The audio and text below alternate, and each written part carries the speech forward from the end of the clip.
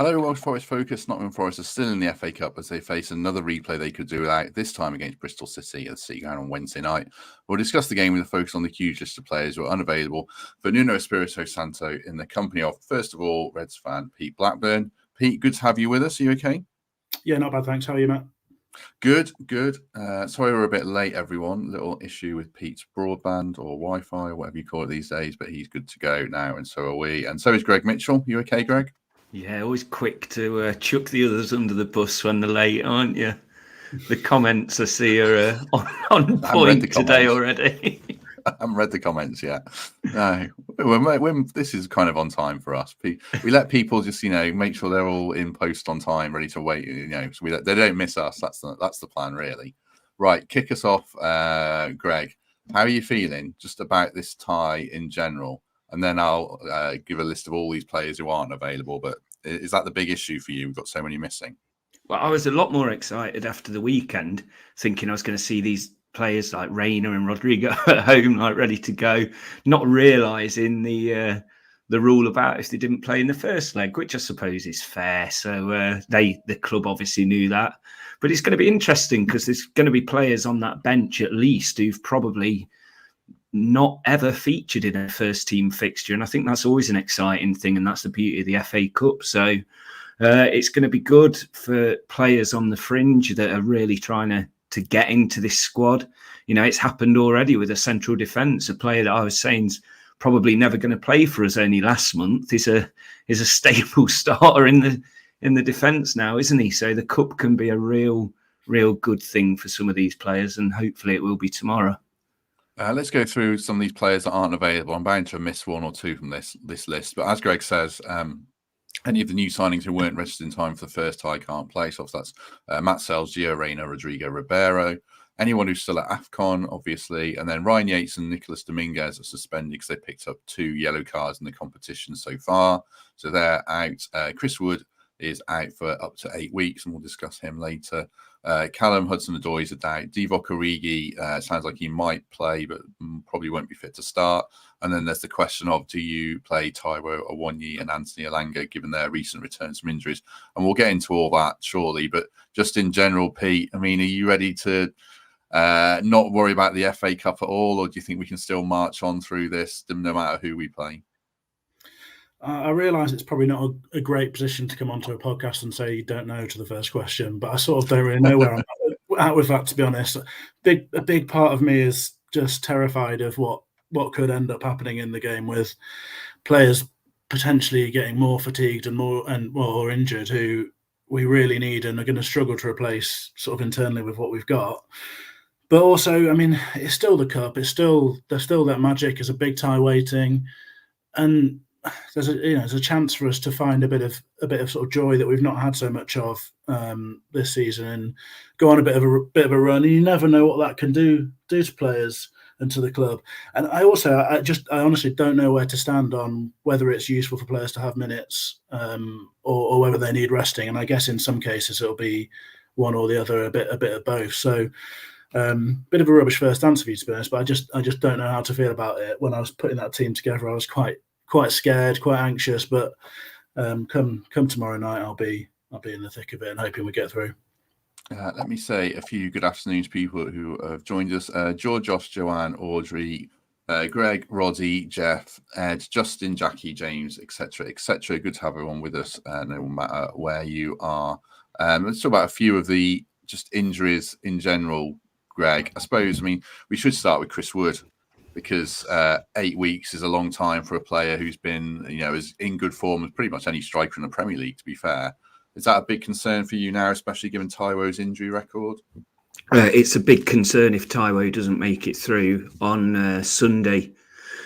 He looked sharp to an extent, Taiwo did, and then he really fell off, it felt, and that's the perfect time for Chris Wood to come on. So we are going to miss him. I didn't expect to see Rodrigo play really this season. Didn't think it was a signing for now. And so, yeah, Chris Wood's a huge loss, especially when a lot of us wrote him off for this season, saying he wouldn't be playing. And, he's been superb for us. He's got the goals. He's held the ball up. So we do need a player to step up to what he was doing and keep fit. It's crucial, because if Taiwo goes down, we are so short, and I'm unsure what we'd do, to be honest.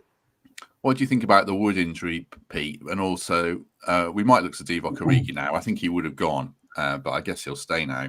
Do you have any faith in a Chris Wood-esque resurrection for Divock Origi, or have you written him off? Well, I think most of us have probably had to do some mea culpas around Chris Wood and make some apologies. He's been phenomenal, really, this season, and I think he's in the very sort of in the top 90th percentile, I think. Sorry, for non-penalty goals across the top leagues in Europe. And he's outperforming his expected non-penalty goals as well. I mean, if you told me some of this stuff a few months ago, I would not have believed you. And I was, just like many of us, pretty skeptical about his signing and concerned about what it meant in terms of finance and stuff. But he's been phenomenal. I think 8 goals and 1 assist from 800 odd minutes of football. And it's worth remembering that until relatively recently, with Taiwo's unfortunate injury, most of that was off the bench as well. Most of those minutes. So it's been a phenomenal effort from him. And I suppose there's a lesson to be learned there, like you've hinted at. Most of us have written Origi off, I think. I think we were expecting him to go in January. If not, we were probably still expecting him to go perhaps to MLS.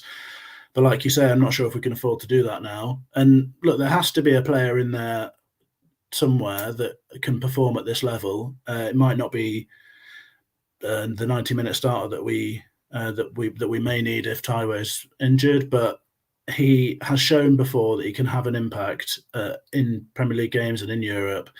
And let's face it, we don't really have an awful lot of choice at the moment, so we're going to have to get behind him and hope that he can step up if we do need him. In the comments, Greg Oram was asking, and I've seen a few people ask this: should we go in for a free agent striker, Greg? Obviously, we went for Chuba Akpom on deadline day.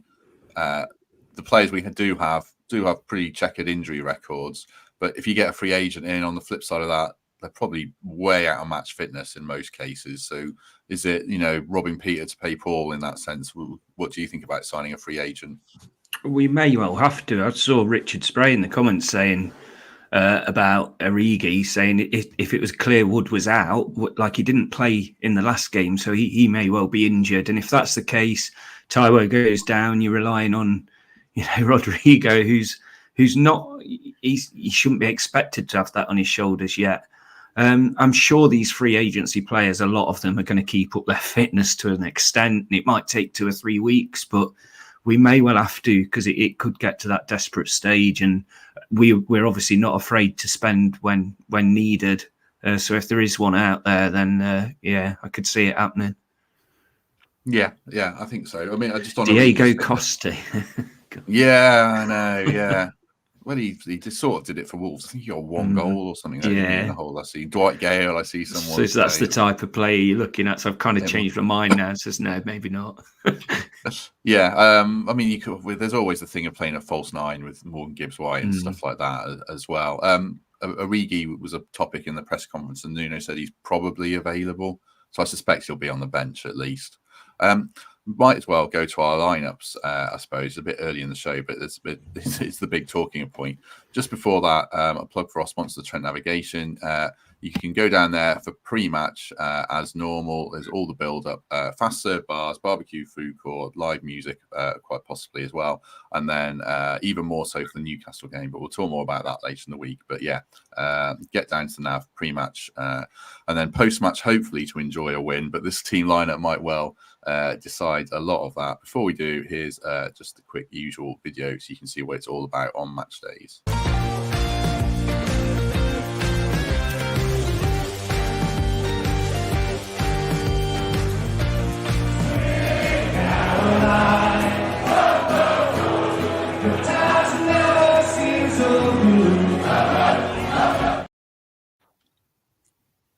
We'll start with a lineup.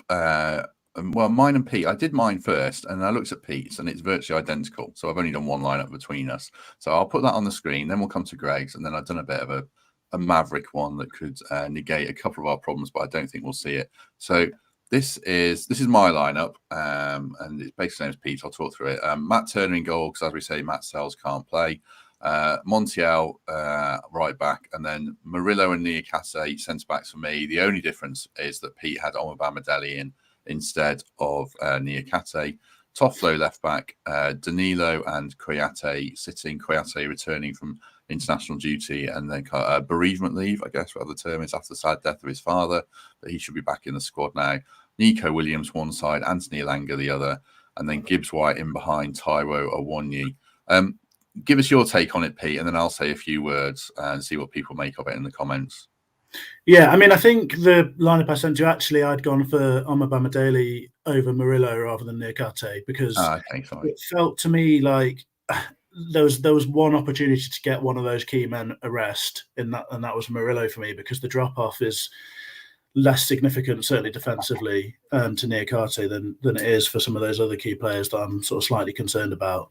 So for me, it felt like an opportunity just to get him out of the team and just give him a little break. I know that every game we think Murillo's injured because of the way he sort of starts hobbling around the pitch and such like, and perhaps that's just how he does things. But I don't think we need him in this game, so I do wonder whether it's an opportunity to give him a rest. Otherwise, I mean, this is a nightmare exercise, really. I really don't envy Nuno having to do this in real life, because my instinct was, how can I get Gibbs White, Taiwo, Elanga time away from the pitch so that they can rest up for that big game against Newcastle at the weekend. But given the state of the squad, I just think it's incredibly difficult to do that. And what I've sort of landed on, and I guess this is probably where you came to as well, Matt, is that we go strong, like Nuno tends to do in these games and in every game since he's come to the club. Go strong, take the game to the opposition, and then we hope that things fall in our favour, and we've got a bit of headroom, I guess, as soon as possible in the game, and we can give some rest to the likes of Taiwo and Gibbs White and Elanga, and that's where I'm at with it. I mean, I don't come to this with a great deal of conviction, and if Nuno decided that it's too much of a risk to put Taiwo out there, I'd be absolutely fine with it. And to be honest, I wouldn't criticise him if we went out of the cup because we were trying to protect players at this point. But yeah, that's where I've sort of come to. Well, you'll be pleased to know you've won Pat Brett over after he was less impressed with your previous team. I think it was Bournemouth, wasn't it? So every cloud, Pete. That's made my day. Sounds it. I love Nico Williams playing in more of an attacking role. I do. I think he's crying out to be that kind of player, isn't he? So if this is the opportunity to get him further up in that midfield, I think that's a great shout. I'll just put the team up. There was a couple of things I was going to say about it. I mean, all of us have got no Nuno Tavares at left back, and we'll probably come on to that. I didn't want to play, and I don't want to play Taiwo particularly, but I think we probably will end up because Issapar Ossong, the young striker we have, played for 60 minutes last night for the B team. So I think that kind of writes him off as a starter. That's probably writes him off as featuring, I'd imagine, with sports science. So, yeah, I would have probably had him starting, but I would hope now that Taiwo plays 50 minutes and Origi's available for 40 or something like that. And I wouldn't play Elanga either, but I think he will. And I would have probably given Nuno Tavares a go on the left wing just to see if it suits him better, because he does have the attributes to play there. I mean, he is athletic and he can put a good cross in. But that was my kind of thinking. Just on, I mean, do we always put Toffolo in our team just because we love him, Greg, or should we see more Nuno Tavares in this kind of game? No, I think Toffolo should be playing. He's a steady Eddie, isn't he? And he's that, like I say, we're certainly looking for a captain now, and I feel like he's captain material if he keeps his performances up. So yeah, he's going to be desperate to play in a game like this. It's the FA Cup, it's a chance to get Man U at our place. It's a huge game and a huge opportunity. So Toffolo's the right kind of player with the right mentality to be in this game. I suppose, Pete, Bristol City fans and certainly players and management, they'll say they won't read too much into it, but they're going to look at this and think, oh, yes, please, aren't they? They're going to keep fancying their chances. Well, maybe, but I still think it's a pretty strong 11. I mean, if they know about the state of some of the players' fitness, perhaps they'll be more encouraged. But I think that's a strong 11 that could very well take the game to them and be up comfortably at half time. I really don't think we should rule that prospect out, and I'd be pretty positive if that's the way that Nuno goes. So I'm not too sure about that. I think I think it's a better team than theirs. I think there's lots of players in there that can hurt Bristol City. I think their form's pretty uninspiring. I think they've won 1 in 11 away from home, 3 draws and 2 losses in the last 5. I think overall. I mean, they come with threats. I realise you haven't actually asked me about Bristol City, but I'm talking about them anyway. They do come with threats, and they're good. They're good at set pieces in both boxes, and that's obviously a concern for Forest given the way things have gone this season. But we did look stronger against Bournemouth, I thought. So I'm not too concerned about that. I think there's industry and energy about them. They've got quite a young core. They do a lot of attacking down the left, particularly through Cameron Pring. But that team that we've got, Montiel and Nico on the right-hand side, you'd fancy them to be able to do a job in terms of defending against that threat. But also, I think we've seen from Nico in recent weeks, when he's played in that advanced role, like Greg talked about, he's really been incredibly positive. He's shown a lot of intent. He really does look to drive up the pitch, get to the byline. So I think he should be able to push their left back, Pring back as well. So no, I realise I've sort of banged on quite a lot there in response to quite a short question. But no, I would be actually relatively positive that there's a decent chance of that team taking the game to them and having us in a good position at half time and hopefully being able to rest some of those key men. Yeah, it is a strong enough team to beat a championship team with all due respect to them. I mean, Kouyaté probably isn't a 90-minute man, but every other player there has played decent Premier League football, certainly. Just that we have laboured a little bit in the cup to get where we are with stronger teams. I mean, one player I'd love to have seen get a rest would be Gibbs White, because I thought he looked a little tired against Bournemouth. He came back not too early, but earlier than expected from injury. But I think we'll certainly have to play him. But we do have Gio Reyna as an option for the league games, certainly. Let's put Greg's team up. Slightly different, it's quite similar, sorry, but there are a couple of interesting different options that he's thrown in there. So as ever, I'll read it out for people who are listening, not watching. Matt Turner in goal, also back for the same. Montiel, Omobamidele, in this case, Niakate, Harry Toffolo, left back. And then midfield, Chet Kouyaté, and then interestingly, Murillo, which is what people have been clamouring for, or some fans certainly have.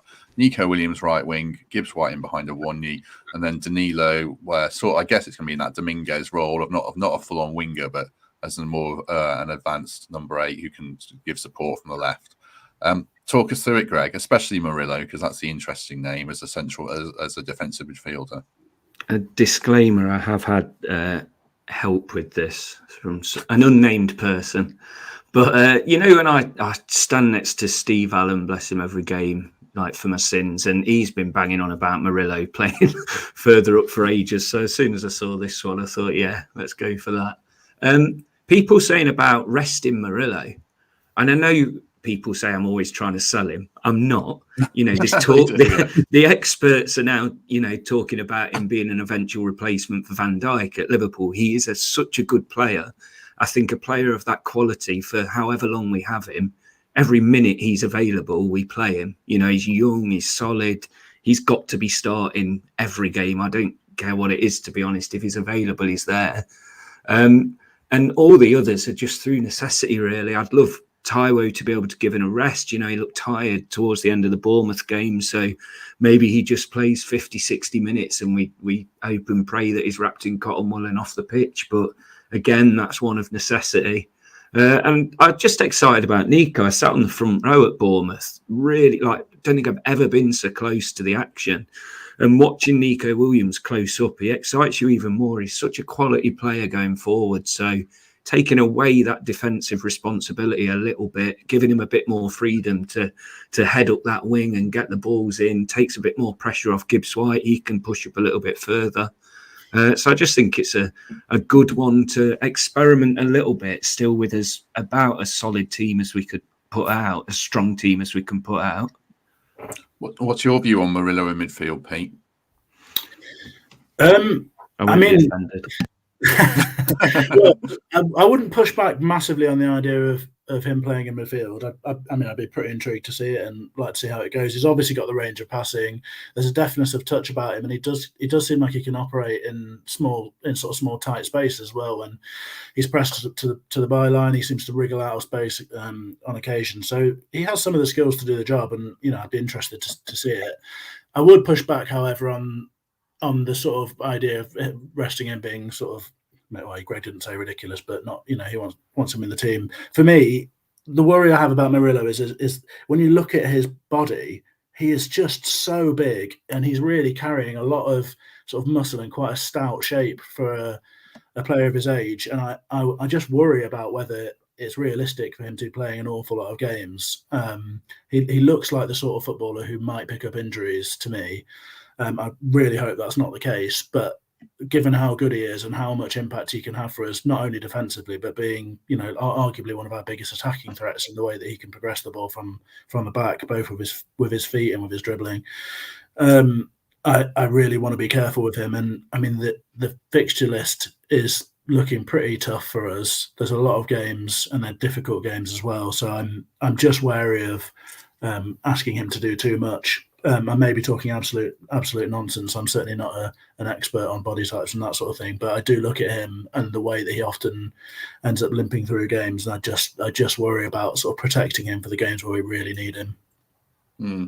I'm skeptical about it, to be honest, because I think, it's so different playing defensive midfield to defence. Like, the game's all around you as a midfielder, and I'm worried he'd get caught on the ball and make a lot of mistakes because it's such a change. But I wouldn't be against it in this game, just because we are short, and it would be a good option to see. And also, his ceiling as a defender is so high, like full on Liverpool, Man City high, and Barcelona, Real Madrid. If he really gets his head down and gets some luck along the way, then I think he's that good. So long term for me, definitely a central defender. But in isolation in this match, then I think it's perfectly fine, definitely. What about in goal, Greg? We've all gone for Turner. I guess you could play with Kodimos, but I still think he's clearly Nuno's second choice keeper, so get him some minutes. He's going to be the one who starts if we have any injuries or suspensions. He's going to be the one going in. So if that is the case, then God, he's got to have minutes. He's got to get confidence, and this would be the game to do it. The only game to do it, really. Yeah, you talk about confidence. There's an interesting quote from him. He was interviewed by Goal in, probably last week, I'd say, and it's come out this week. He said, everything that could possibly have gone wrong in certain moments has gone completely wrong. Sometimes as a goalkeeper, you might get away with one or two things. It feels like this season I've got away with zero. It's tough to take. I mean, I don't really agree that he's got away with zero. I think he's got away with some things, but I do feel for him as a person and as a goalkeeper. You are so in the spotlight. You are the last line of defence. So I would love for him to come in and have a really good game and just boost his confidence, even though he's not going to be our number one. But I'd really like to think there's more to him than we've seen. But he'd definitely be my choice. You as well, Pete? Sorry, I was just distracted by Paul Cope in the comments slagging off my interior design. I think yellow walls and grey curtains is fine, isn't it? It might be Pete's wife's choice there, Paul. You might have really No, I'm not throwing her. Don't throw her under the bus. It's all my work, and I'll take responsibility. Yellow makes me feel happy, Paul, and if you don't want me to be happy, then that's not a very nice thing. All right. Sorry, what were we talking about? Oh, Turner. Look, I think Turner's our second best keeper. I'm not keen to sort of relitigate all of the arguments between the goalkeepers, because we've done this to death, haven't we? And I mean, I think some of us ended up having a bit of a Twitter conversation not so long ago about what this might do to the confidence of the goalkeepers and such like. And I think Turner's our second best goalkeeper. I worry about what sort of message it would send if you now essentially tell him that he's not, after having already signed someone to replace him. I think the easiest thing to do is to put him in the team for this game, and just give him a chance and hope that he doesn't have a stinker. I mean, look, I think we might have overhyped some of the Turner stuff, because the mistakes have been incredibly high profile, and they're obviously in a massive spotlight for us because we're fans, and because the Premier League that's just the way it is. It's big business. But there are things to like about his game. I do think he can be proactive coming off his line sometimes, more proactive than plenty of keepers that we've seen at the City ground in the past. I mean, look, I'm playing devil's advocate to an extent here, because obviously he's really struggles with his feet, and he's made some really serious errors. But I do think there are things to like about his game, and I think his character, it says a lot about his character, the way he comes back from these mistakes, and he looks like he's still giving it after every time that ball goes in his net and it's his fault. So I'm just not desperately keen to keep sort of throwing him under the bus more, and I think we should try and protect his confidence for now, because who knows what might happen to Matz Sels, and if he gets injured, then one of them's going to have to play. And my position before we signed Sels was that Turner was the best man for that job, and I'm not changing that now, I don't think. No, this would be very Forest to sign a goalie and then he gets injured after all that last-minute panic. So, yeah, we've got to give Turner our backing. I've done one other lineup as an alternative, and I don't think it'll happen, but it does negate a couple of the problems. It's a 3-4-3, which Nuno did play extensively for Wolves. I mean, this was more of his formation than the one we see now for Forest. So I'll just read it out and people can give it some food for thought. Turner in goal, the back three of Omobamidele, Niakate and Murillo. Then wing-backs of Williams and Toffolo, Danilo and Koyate in midfield, and then out wide, Elanga and Tavares in support of a false nine in Gibbs-White. And the reason I picked it is because it negates needing to play Taiwo more than anything. So I think someone in the comments said, why don't we go three at the back? I don't know. What do you think, Pete, in principle of Morgan as a false nine?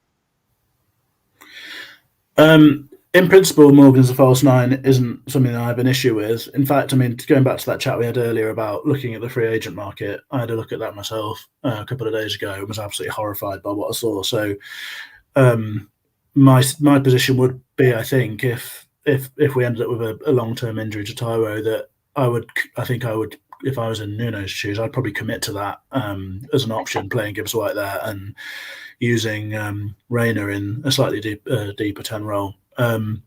So I mean, look, it's not ideal. I think that team's fine, and I don't think it would be a disastrous lineup. Also, one of the good things about it is that it commits to. I don't know if you guys have been having messages from Mikey Clark in the last few days, but he's become obsessed with this idea of twin fullbacks, which I think he wants to patent. So I get a lot of messages from Mikey, but I'm not at that one. What's twin? Oh no, well, I had one about 5 minutes before I came on. He was desperate for me to change my team, I think. But he's very keen for Toffolo and Tavares and Williams and Montiel to be an option. So maybe we could do that in the sort of 3-4-3 or 4, or in like a 4-2-2-2 or something. That could be an option. What, are they just standing in front of each other? Is this one full Mikey? Honestly, I don't know how it works. He lives under he'd have multi-ball if he could. Mikey loves a 0-0, so he'd probably want 4 centre-backs, 4 full-backs, a keeper, and whatever's left there in my terrible maths. So that does sound very Mikey. On Monday, Greg, we were discussing centre-halves at length with me, Fletch and Temps. It was a good debate. To check it out. I mean, Fletch was quite, not adamant, but confident that Niakate and Murillo is the best long-term pairing. And like I said to him, I'm not so sure about that just yet, but what would be your preference if you were picking a team right now for a Premier League game than this game? It depends how Niakate comes back for a Premier League game. One thing we've missed with missing him is his throw-ins. As a dogged, lower, fighting for a life's Premier League team, turning a throw-in into a corner can be invaluable. And I think if he's a capable centre-back, which he clearly is, having that attacking option as well is crucial. So I think if he's fit, especially away from home, he plays, because we need every chance possible to get that ball into the box. But we've got options at least, haven't we? Who'd have thought we could lose McKenna and Worrall this time last year and still seemingly have a stronger squad at the back? So I'm not too concerned who starts with Murillo. I think the only clear thing is Murillo starts in every game. He's probably got the most secure spot in that squad at the minute. Yeah, it is a good debate. It's a welcome debate to have. Just before we come on to Joe Worrall leaving, we did discuss that yesterday, but I'll get these lads' take on it. If you're enjoying the video, do us a favour, hit like and subscribe. 428 people with us in the middle of an afternoon, which is great. So if you haven't already subscribed, then help us out and do that. And you can consider becoming a member on YouTube and give us a good review on iTunes. I've talked over the 7 seconds there. Joe Worrall, we discussed yesterday, Pete. It wasn't official then, it is now. So it's just get your take, each of you quickly on it. like I think I said yesterday, I feel a bit sad if this is how it ends, to go from those Wembley scenes of raising the trophy to, it's not like an ignominious exit to go to Turkey. It's a good league, but it's probably not what any of us would have, or he would have wanted. How do you feel about it? Well, I think the issue is not where he's gone, the standard of the league or the football club. I mean, he's gone to have some pretty great experiences over there, I should imagine. It's more so the way things have played out in recent weeks, I guess. I think I said last time I was on here, you asked me about Worrall and that picture of him at the council house. I can't remember who took it now, but it was an amazing photo with the sort of the ribbons streaming everywhere. That's still the wallpaper on my phone. As I said last time, I think it will be for quite a while. And I think we have to accept that a lot of the time we don't know what's going on behind the scenes. You hear whispers, you hear one side of a story sometimes. I couldn't say for sure what has happened with Joe Worrall and the football club. There's obviously been some fallings out. But what we can say for sure is that Joe has contributed an awful lot to this football club. He certainly made me, and I won't speak for everyone, he made me feel connected to my football club, being a local lad and playing out there, captaining our team. And not only did he contribute during some difficult times where he was one of the few voices on the pitch who seemed to be wanting to drag performances out of teams that were woefully underperforming, that we really struggled to watch from the stands, but he was a massive part of this momentous promotion and our return to the Premier League. And, you know, I can't think back to that day at Wembley without just breaking into a massive smile and remembering what it meant to be there with my friends and family and to be hugging all those people I hold dear as we return to the Premier League. And he's a big part of that. So no matter what's happened, I really don't think that we should be focusing on those negatives now. I think he deserves better than for fans to be slagging him off, in my opinion, especially when most of us don't know the full picture. I think it probably is the end of his time at Forest. I mean, stranger things have happened, but it seems likely that he'll have a spell in Turkey before probably getting a move to another Premier League or high-end Championship team, probably high-end Championship, I'd imagine. And it'll be a shame, as you said on the podcast yesterday. It's one more link from that team gone, and there's not an awful lot left. And it'll probably be a long time before we have the sort of academy representation, the local representation in our first team again. So I think it's worth cherishing what we had with Joe and thanking him for everything he contributed. Yeah, that's true. And a good point about the academy. Like, the academy's got to catch up in terms of producing Premier League players. It's so hard. I mean, you look like Man City and Chelsea. Who have they got in their team? Well, now they've got a few like Foden, but it took years and years. So I think Forest have got a bit of catching up to do there. I think, was it Ollie said in the comments, it was Amy Ford's photo, I think it was. I've got it there. That's okay. It was Amy Ford's photo, and yeah, she works at Forest now. Fantastic photographer. That's why I put that up for Joe today. You know, it's been lovely watching some of the clips of his Forest time over the last couple of days. That incredible tackle with his forehead against Leicester kind of sums the bloke up and sums his heart up. When we did our Armistice Day display, we had a interview with Joe and Gary Birtles, actually.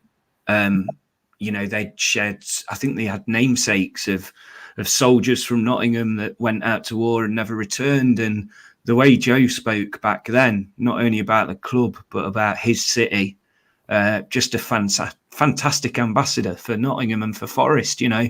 Yeah, it didn't end perfectly, but it rarely does it, in the cutthroat Premier League? And I'm sure he'll have a fantastic career if he doesn't come back. They're certainly lucky to have him. You know, we have to remember the Premier League's the best league in the world with the best players in the world. This guy's Hucknall, isn't he? I think from Hucknall's come through all the ranks, you know, the leagues, the lot. He helped get us promoted. He was captain, you know, lifted that trophy, some incredible memories. And I just think that, you know, we'll do well to remember what he has done for this club in the most important season in generations for us. And I just hope he goes on now and has an amazing career, whether that's with us again eventually or elsewhere. Whatever team has him will be lucky to have that captain in their squad, in their team. Two good words from both of you chaps. Very good. We'll just do a bit of a news roundup before we go. Awoniyi Joe looks like he's going as well to Turkey. We seem to be sending quite a few players there. Alanyaspor, if I'm saying that right. I don't think that's been confirmed, but it seems like it's a goer. And Forest have appointed a chap called Simon Forster to the board. Don't know too much about him, but a quick bit of research says he's had a lot of retail experience with Selfridges, working his way up to the point that he was CEO for a year. It doesn't sound like it was the most successful year, but obviously he's got a lot of expertise. Well, it's true. Well, according to reports, in retail. So he's got a great track record, built up a very strong reputation. And I think it sounds, I mean, can't say too much about it, Pete, but it sounds like a good thing to get people who've worked for big organisations, professionals who know what they're doing. It sounds like a step in the right direction, I guess. Yeah, as you said, I don't know an awful lot about him at all personally, but you can't have enough good quality people in those positions, and particularly as we've seen in recent weeks, the financial side of things is really important. With profit and sustainability, we need to be maximising commercial opportunities, and if you can help to do that, then great, because those are the sort of steps you can take to offset some of the financial pain of player recruitment, and especially when player recruitment goes wrong, which it inevitably will do, because it's expensive. So we need to make the very most of our club, and if there's going to be future development, we'll need commercial to tie in with that as well. So I think all welcome appointments, good people in important roles is what we need. Yeah, true. Also, Forest are buying Hart's restaurant. I saw that was in the West Bridgeford Wire as well. I don't know why, as Steve Sully asked. Again, I guess it's commercial opportunity, and like Pete says, anything to make a few quid, we shall certainly take. Greg, you want to I went Hearts the last year, and it does need improving a bit, to be honest. So hopefully we'll do a good job of that in our restaurant expertise. But do you think, like with financial fair play, it's actually a shrewd way of going around things, where if we start buying restaurants, then hotels and things like that, can that help towards our finances because it's the football club buying it and not the owner? Is it a new little way that we can get around things? We'll own half the city, if Monopoly, I don't know. Like Gary Neville buying up all the houses in Manchester. Can we start doing that and funding the club that way? It could be an interesting one to watch. It could be. I literally have no idea. Do you have any insight on the intricacies of FFP and buying up hotels? Absolutely none. But I don't know whether I'm not sure how much Forest have got either. But yeah, I mean, I guess ultimately, if they make money these operations, then it's good for the club. I just found it strange that it was the football club buying it and not obviously Mr. Marianakis, which you'd think he would do if it was a private enterprise. It must benefit the club to have that, and they said there's officers on the first floor as well. So. Yeah, strange one. Well, yeah. I don't think Forest have a particularly big sort of footprint as a Premier League football club. If you think about the City ground, it's pretty tight. There's not an awful lot of facilities there. And I think the same applies to the training ground as well. So, I mean, I've got no insight into what they're intending to use this for. They mentioned about office spaces, as you said. But the football club does need to expand if it's going to remain at this level. And I know the club have looked at alternative sites for development for some time, so hopefully it's all with a view to progressing things off the pitch. Yeah, that is a good point. I mean, we shouldn't reference football clubs down the road, but Leicester have invested 100 million quid in a top academy, and I've been to Derby's academy, and it's pretty decent. Sorry, so the whole League One and Championship, though, aren't they? I know. Well, they were Premier League at the time when I went, and Billy Davies was the manager, so it was during that season. So going back many years, but yeah, I think Pete's right. We've got to keep moving forwards as a football club as much as we can, and doing this and appointing Simon Forster sounds like a good move in the right direction, certainly. Right, I think that brings us to the end of play. Any other business, Greg Mitchell? For once, it's football-based. No music, no. Basically, the fan advisory board, which is. It's been getting, I've seen mixed comments on Twitter and Facebook and all that, but for Forza, for our group, a lad called Harry's been involved, and he's done an incredible job, really. And I'd really, before, making your own mind up about it and this, that, just go and have a read of Forza's article on, basically, it's like the minutes, really, of the first initial meeting. And there's a lot of takeouts from it. So if you do get a chance, I'll retweet it after this. Just go and read Forza's write-up of the first one, and hopefully as fans we can get something from this new relationship with the club. Good stuff. Pete, anything from you? Yeah, just one thing. I mean, it's not strictly Forest related, if you don't mind, but I just wanted to congratulate the Notts County Foundation, I think formerly known as Football in the Community.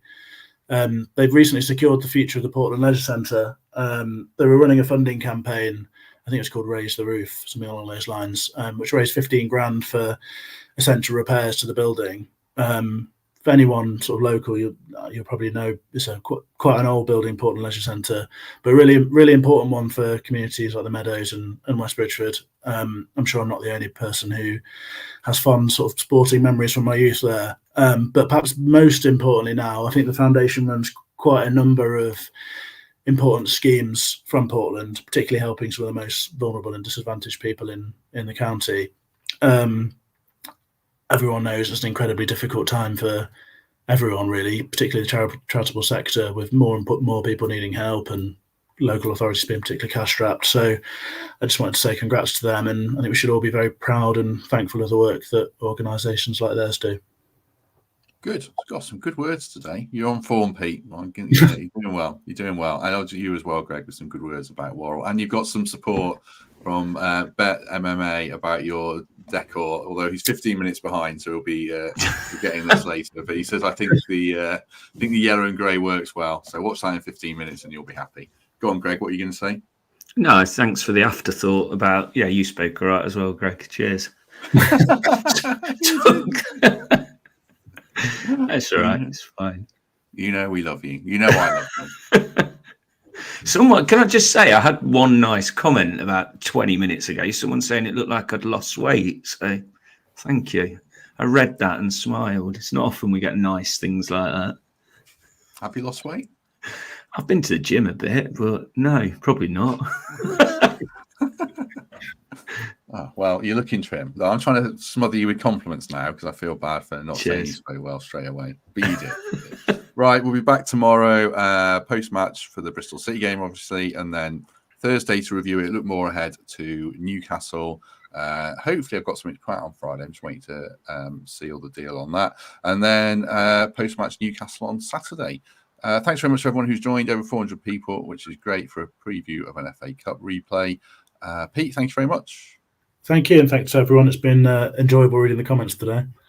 It has. It has. Greg, thank you very much. Thank you. Enjoyed it. Cheers, everyone. Yep. Have a good day, everyone. And we shall catch you tomorrow.